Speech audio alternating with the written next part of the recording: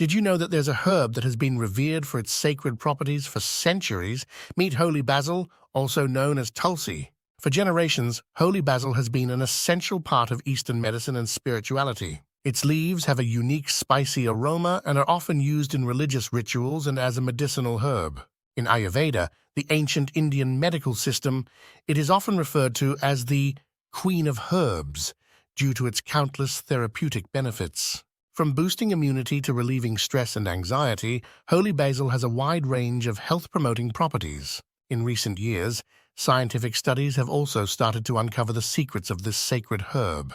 The active compounds found in holy basil, such as eugenol and rosmarinic acid, have shown potential in combating inflammation, reducing blood sugar levels, and even preventing certain types of cancer.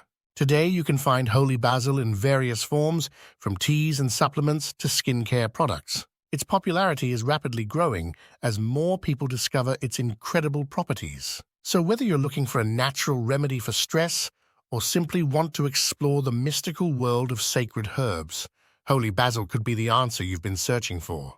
Thanks for joining us on this journey to unveil the mysteries of holy basil. Don't forget to subscribe to our channel to stay informed about more intriguing topics like this.